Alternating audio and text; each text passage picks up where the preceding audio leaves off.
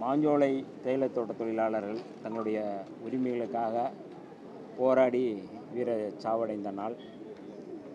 இந்த நாளில் ஒவ்வொரு ஆண்டும் விடுதலை சிறுத்தைகள் சார்பில் இந்த தாமிரபரணி நதியாற்றில் நின்று எங்களுடைய தலைவர் எழுச்சி தமிழர் அவர்களுடைய தலைமையில் நாங்கள் வீரவணக்கம் செலுத்துவது உண்டு.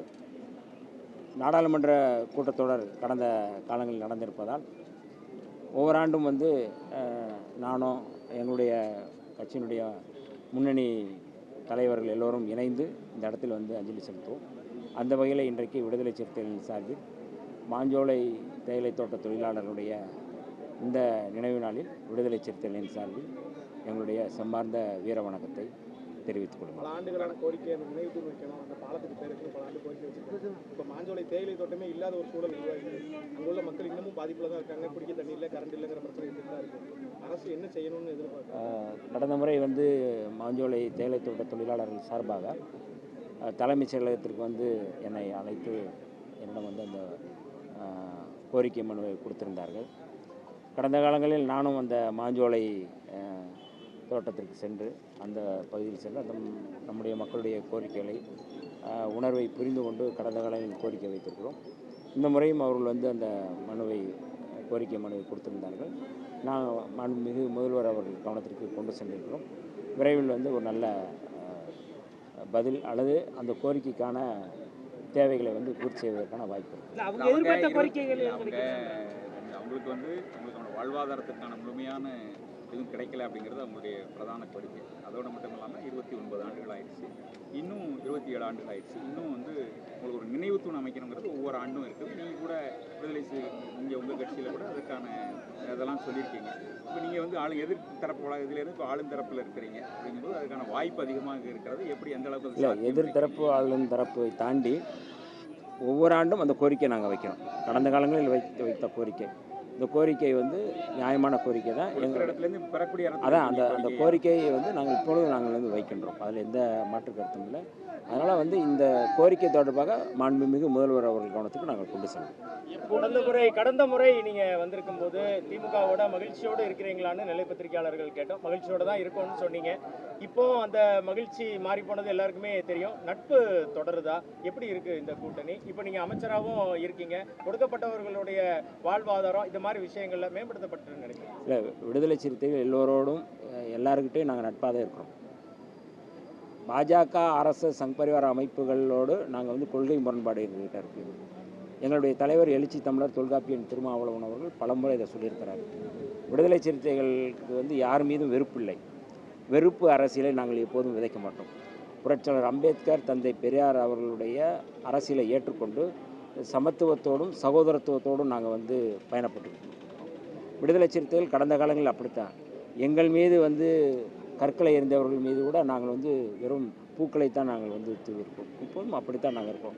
எங்கள் மீது எத்தனை அவதூறுகள் பரப்பினாலும் பாஜக என்கின்ற அந்த புள்ளியிலிருந்து, அந்த எதிர்ப்பு புள்ளியிலிருந்து தான் நாங்கள் கூட்டணி அமைக்கிறோம் என்று எங்களுடைய தலைவர் அவர்கள் பலமுறை சொல்லியிருக்கிறார். திமுகவோடு கடந்த முறை நாங்கள் வைக்கின்ற அந்த கூட்டணி கூட திமுகவோடும் அந்த இடதுசாரிகளோடும் இணைந்து நாங்கள் பாஜக எதிர்ப்பு புள்ளியை தான் நாங்கள் முன் வச்சோம். பாஜக, RSS, சங் பரிவார அமைப்புகள் மக்கள் விரோத சக்திகள், அவர்கள் இந்த தேசத்துக்கு எதிரானவர்கள். புரட்சியாளர் அம்பேத்கர் யாத்து கொடுத்த அரசியலமைப்பு சட்டத்தை தகர்ப்பதற்காக அவர்கள் பல முனைகளில் தாக்குதலை தொடுக்கிறார்கள். ஆகவே அந்த அரசியலமைப்பு சட்டம் என்பது முழுமையான ஒரு மதச்சார்பற்ற சட்டம். அந்த சட்டத்தை இவர்கள் தகர்த்துவிட்டு இந்து ராஷ்டிரத்தை படைக்க விரும்புகிறார்கள், முனைகிறார்கள். இதை தடுத்து நிறுத்த வேண்டிய பொறுப்பு இருக்கிறது. அந்த பொறுப்போடு நாங்கள் கூட்டணி வைக்கிறோம்னு சொன்னோம். இப்போ நாங்கள் பாஜகவை எதிர்ப்பது அல்லது பாஜக இல்லாமல் செய்வது என்கின்ற அந்த புள்ளியில் தான் கடந்த தேர்தலில் நம்ம போட்டியிட்டோம் திமுகவோடு. உங்களுக்கு தெரியும், ஒற்றை இடத்தை தான் அவங்க பெற முடிந்தது. அப்போ எங்களுடைய இலக்கு அப்படிங்கிறது பாஜக எதிர்ப்பு தான். அந்த இடத்துல இருந்து நாங்கள் தாவேக்காவோடு இணைந்து செயல்பட்டு கொண்டிருக்கிறோம்.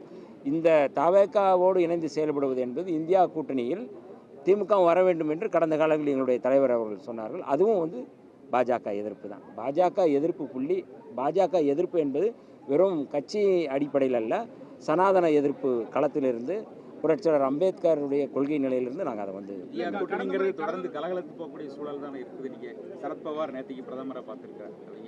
அங்கே வெஸ்ட் பெங்காலில் 20 எம்பிகள் இங்கே தனி அணியாக செயல்படுறாங்க. அப்படிங்கும்போது இந்தியா கூட்டணி வலுவை இழந்து வரக்கூடிய சூழல் தானே காணப்படுகிறது. எப்படி அது இல்லை உங்களுக்கு தெரியும், சரத்பவார் அவர்களாக இருக்கட்டும், இல்லை மற்ற திரிணாமுல் காங்கிரஸ்லேருந்து நாடாளுமன்ற உறுப்பினர் போவதாக இருக்கட்டும், எல்லாவற்றுக்கும் தெரியும் அதற்கு பின்னணியில் என்ன இருக்கிறது என்று ஊடகவியலாளர்கள் நன்றாக அறிந்திருக்கிறீர்கள். ஏன்னா பாஜக என்பது ஒரே நாடு ஒரே மொழி என்கின்ற சட்டத்தை போல ஒரே கட்சி என்பதைத்தான் அவர்கள் முன்வைக்கிறார்கள்.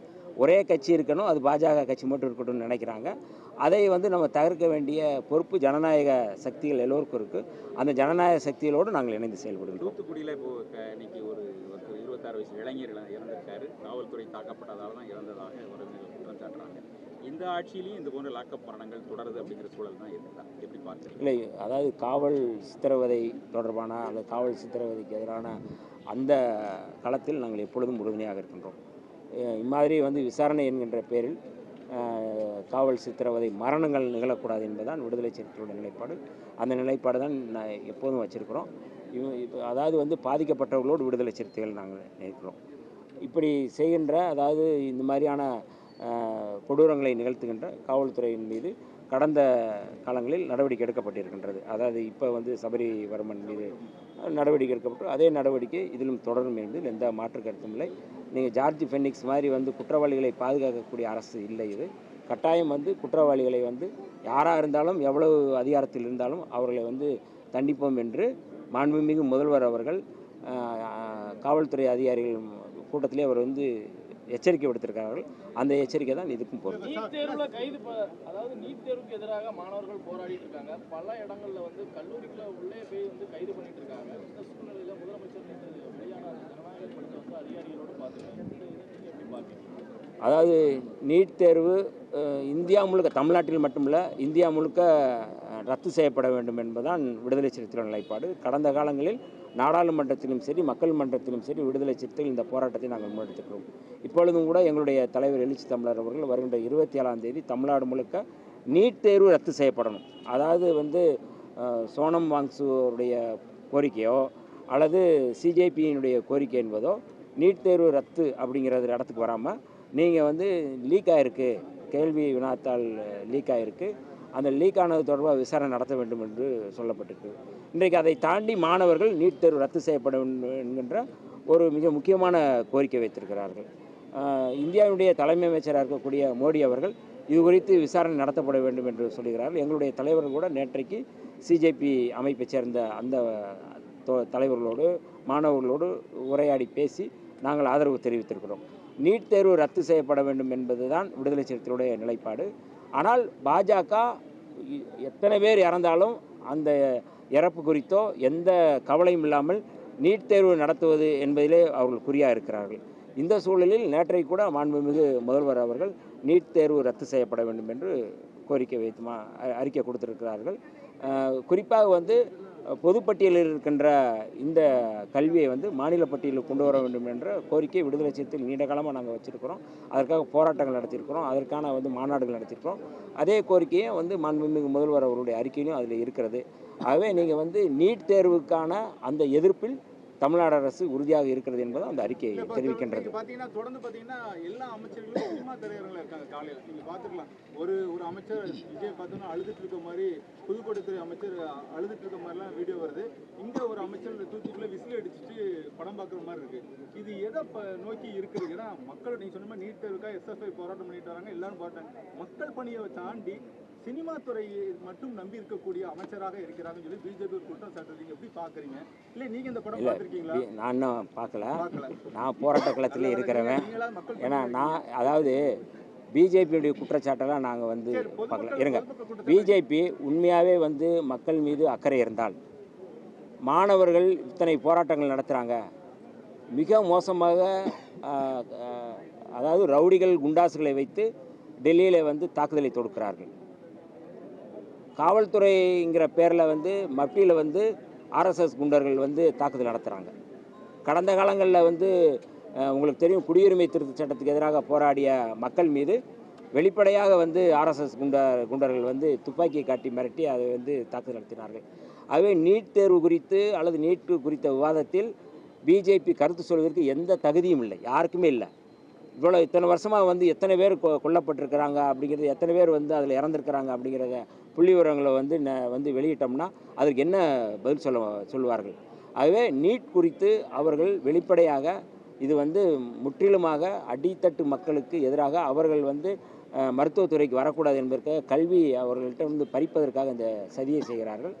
ஆகவே பிஜேபி இதில் கருத்து சொல்வதற்கு எந்த தகுதியும் இல்லை அப்படிங்கிறது என்னுடைய கருத்து. நான் நீட்டு பற்றி தான் நான் பேசுகிறேன். நான் நீட்டை பற்றி மட்டும் கவலைப்படுறேன். நீங்கள் படத்தை பற்றி கவலைப்படுறீங்க. நான் நீட்டு குறித்து, மாணவர்கள் குறித்து, மாணவர்களுடைய போராட்டம் குறித்து நான் வந்து கவலைப்பட்டுக்கிட்டு இருக்கிறேன். சோசியல் மீடியாவில் இருக்கக்கூடிய கமெண்ட்ல கூட டெல்லி வந்து மாணவர்களுடைய கல்விக்கு போராட்டம் நடத்துது, தமிழகம் வந்து டிக்கெட் வாங்குறதுக்கு போராட்டம் நடத்திட்டு இருக்குன்னு கமெண்ட். இல்லை, அதுதாங்க நான் இப்போவும் சொல்கிறேன். விடுதலை சிறுத்தைகள் எப்போவுமே போராட்ட களத்திலே இருக்கின்ற ஒரு பேர் இயக்கம் என்று எல்லாருக்குமே தெரியும். நாங்கள் இந்த போராட்டத்தில் அதனால தான் 27ஆம் போராட்டம் நடத்துகிறோம். 27ஆம் நாங்கள் வந்து அதற்கான போராட்ட ஆயத்த பணிகளை செய்கிறோம். நாங்கள் அது குறித்து நீங்கள் அந்த சம்மந்தப்பட்ட அமைச்சர்கள்ட்ட கேளுங்க. அதுதாங்க நான் சொல்லிட்டேன். நான் வந்து இது குறித்து அந்த பொறுப்போடு தான் நான் பதில் சொல்கிறேன். நீங்கள் வந்து உங்கள் பதிலை வந்து எங்கிட்ட எதிர்பார்க்காதீங்க, அதை அவங்ககிட்ட கேளுங்க.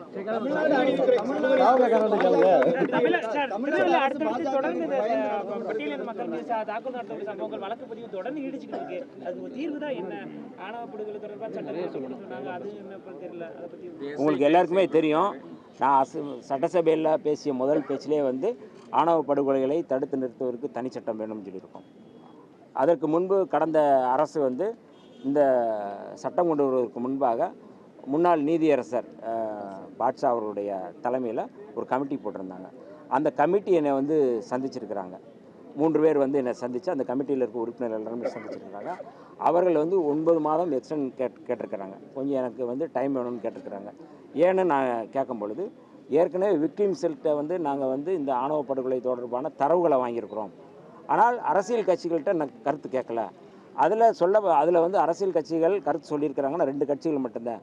1 விடுதலை சிறுத்தைகள், 2 மார்க்சிஸ்ட் கம்யூனிஸ்ட் கட்சி மட்டும்தான் சொல்லியிருக்கிறாங்க. மற்ற கட்சிகள்கிட்ட நாங்கள் கருத்து கேட்க வேண்டிய தேவை இருக்குது. அதனால் எங்களுக்கு டைம் வேணும்னு கேட்டிருக்காங்க. நான் மாண்புமிகு முதல்வர் அவர்களை சந்தித்து இது குறித்து நான் வந்து சொன்னேன். நான் இப்போ அவர்களும் வந்து கேட்குறாங்க. விவாதித்து எப்படி கொண்டு வர வேண்டும், எப்போது கொண்டு வர வேண்டும் என்று மாண்புமிகு முதல்வர் அவர்களும் அல்லது அது சம்பந்தப்பட்டவர்களும் அறிவிப்பார்கள் என்பதில் எந்த மாற்று கருத்தும் இல்லை. விடுதலை சிறுத்தைகள் உறுதியாக இருக்கின்றோம். இந்த ஆணவ படுகொலைகளை தடுத்து நிறுத்துவதற்கு தனி சட்டம் வேண்டும். அதில் நாங்கள் வந்து எந்த காம்ப்ரமைஸ் இல்லை.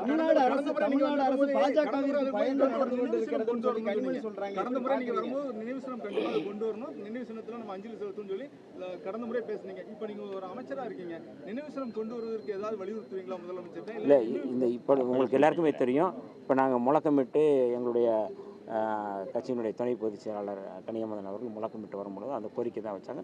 இந்த கோரிக்கையை கட்டாமல் நாங்கள் வந்து கடந்த காலங்களில் வைக்கப்பட்ட கோரிக்கைகளை இப்போதும் வைக்கின்றோம். இந்த முறை நாங்கள் வந்து ஏதோ நாங்கள் வந்துட்டோம் அப்படிங்கிறதுனால நாங்கள் அந்த கோரிக்கையிலிருந்து நாங்கள் பின்வாங்கல. அந்த கோரிக்கையை மாண்புமிகு முதல்வர் அவர்கள் கவனத்துக்கு நான் கொண்டு செல்வேன். அதுதான் சொல்றேன் நான். அதாங்க, எதுவானாலும் நாங்கள் வந்து மாண்புமிகு முதல்வர் அவர்கள்ட்ட நாங்கள் சொல்லணும். இந்த மாதிரி ஒரு கோரிக்கை வச்சுருக்கிறாங்க சொல்லணும். அந்த கோரிக்கையை அவர் கவனத்துக்கு கொண்டு வந்து இதை செயல்படுத்துவதற்கான சாத்தியக்கூறுகள் என்ன இருக்குது அப்படிங்கிறத சொல்லணும். இதை கட்டாயம் நாங்கள் அவர் கவனத்துக்கு கொண்டு வரோம்.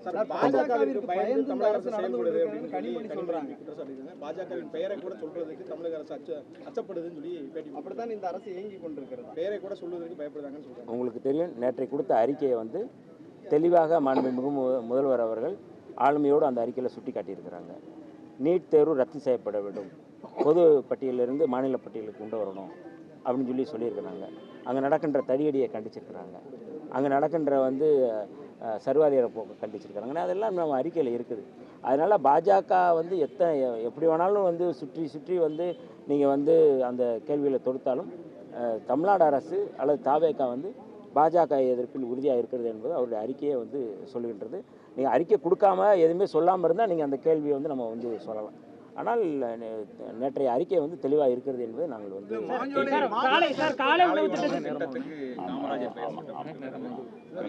காமராஜர் அவர் தான் கொண்டு வந்தார். அதற்கு பெயர் சூட்டாமல் இதில் அரசியல் செய்யும் நோக்கில் காலை உணவு திட்டத்திற்கு பெயர் மாற்றம் செய்யப்பட்டிருக்கிறதா நினைக்கிறீங்களா? பெருந்தலைவர் காமராஜர் பேர் எடுக்கணும்னு சொல்றாங்களா? அப்படின்னா மதிய உணவு திட்டத்திற்கு போட்டிருக்கலாம். அந்த உணவு திட்டத்தை கொண்டு வந்ததே அவர் தான். காலை உணவு திட்டம் நாங்கள் எங்கள் ஆட்சியில் நாங்கள் கொண்டு வந்த திட்டம். மதிய உணவு திட்டத்தை கொண்டு வராமல் இது கொண்டு வரணும் ஒரு அரசியல் செய்யும் நோக்கில் பெயர் மாற்றம் செய்யப்படுகிறது திமுக அரசு. தலைவர் அதாவது அவர் வந்து இன்னும் வந்து குளோரிஃபை பண்ணுறதுக்காக தான் பெருந்தலைவருங்கிற பேரை வந்து பெருந்தன்மையாக வச்சுருக்கிறாங்க. அப்படி குற்றச்சாட்டு சொல்கிறவங்க பெருந்தலைவர் அப்படிங்கிற பேரை எடுக்கணுமா அப்படிங்கிற கேள்வியை நான் அவங்களுக்கே வைக்கிறேன். பல முறை